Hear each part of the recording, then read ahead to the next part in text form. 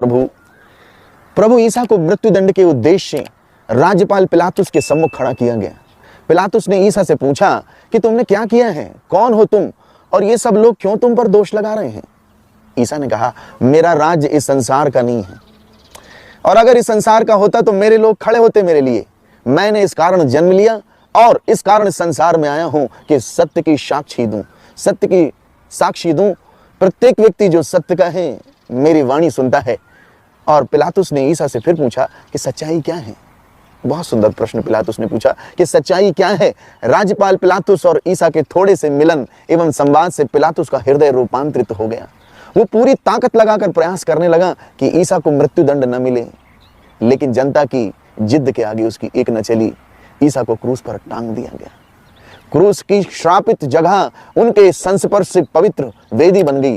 क्रूस की श्रापित मौत मुक्ति का चिन्ह बन गई और एक साधारण शुक्रवार का दिन शुभ शुक्रवार में परिणित हो गया। मृत्यु विजय में विलीन हो गई। क्रूस की पवित्र वेदी से ईसा ने प्रार्थना की कि हे परमपिता, इन सब को क्षमा कर दो। उनके लिए प्रार्थना की जिन्होंने उनको क्रूस पे टांग दिया, और उनके लिए प्रार्थना करते हुए उन्होंने कहा, हे पिता, इन्हें क्षमा कर दे, क्योंकि ये नहीं जानते ये क्या कर रहे हैं। अपने समस्त विराट स्वरूप में, परम दीनता, क्षमा भाव में और उस रूप में प्रकट होते हुए, समस्त वैभव, शक्ति संपन्न, दिव्य सामर्थ्य से भरे होने पर भी उस सब चीज को अपने अधिकार में करने की उन्होंने वस्तु नहीं समझा, परंतु मनुष्य के रूप में प्रकट होकर अपने आप को विनम्र किया। यहां तक आज्ञाकारी रहे कि क्रूस की मृत्यु भी ले ली। ईसा ने कहा, मानव पुत्र, अपने जीवन काल में उन्होंने अपने शिष्यों से कहा, मानव पुत्र, सन ऑफ मैन, मानव पुत्र सेवा कराने नहीं वरन सेवा करने और सब मनुष्यों के लिए उनकी मुक्ति के मूल्य में अपने प्राण देने आया है।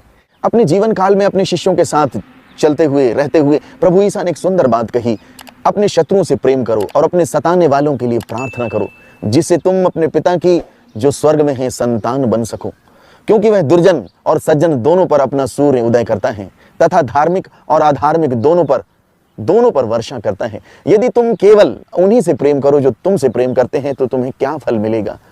तुम अपने आचरण में सिद्ध बनो, जैसा तुम्हारा परम पिता जो स्वर्ग में है सिद्ध है, तुम उसके समान बनो। प्रभु यीशु से पिलातुस ने पूछा, सत्य क्या है। प्रियो, सत्य वो है जो कभी बदलता नहीं है, और झूठ वो है जो रोज बदलता है। क्रूस की वेदी पर भी वो अपने सत्य पर अडिग थे।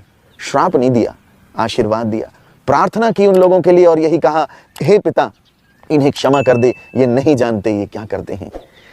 हमको कोई एक थप्पड़ मार दे, हमें बड़ा क्रोध आएगा, हमें तो लगता है हम इसकी जान ले लें। समस्त शक्ति, समस्त सामर्थ्य होने के बाद भी प्रभु ईसा ने क्रूस से प्रार्थना की, हे पिता, इन्हें क्षमा कर दे, ये नहीं जानते ये क्या करते हैं।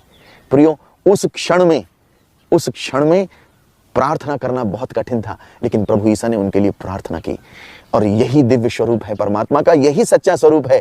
अपनी समस्त दीनता, विनम्रता और उस परम वेदी पर लहूलुहान, छत विक्षत शरीर, और वहां पर ये शब्द निकलना, हे पिता, इन्हें क्षमा कर दे, यही परमात्मा का सुंदर स्वरूप है। प्रियो, ईश्वर का स्वरूप देखना है तो वो सामर्थ्य में नहीं है, ईश्वर का स्वरूप दीनता में है। किसी ने कहा है, ईश्वर का वास्तविक स्वरूप दुखों में ही दिखाई देता है, और उस दुख में, उस पीड़ा में ईसा ने परमात्मा का सुंदर स्वरूप प्रकट किया है। आइए प्रियो, हम भी उस क्षमा का स्वरूप धारण करें, हम भी उस शब्द को अपने जीवन में उतारें कि हे पिता, इन्हें क्षमा कर दे, ये नहीं जानते ये क्या करते हैं। जब हमारे साथ ऐसी घटना घटती है, जब हमारे साथ ऐसी परिस्थिति आती है, हम कैसा बर्ताव करते हैं। प्रियो, जब हम क्षमा करते हैं हमें परम आनंद की अनुभूति होती है, क्योंकि जहाँ क्षमा है वहाँ परमात्मा विराजमान है, वहाँ ईश्वर विराजमान है। आइए हम उनका उस सुंदर दीन स्वरूप धारण करें और अपने परमपिता की सिद्धता को धारण करते हुए अपने परमपिता के सदृश बनते चले जाएं। इस प्रकृति में शामिल होते हुए सच में सिद्धता को प्राप्त होंगे। तथा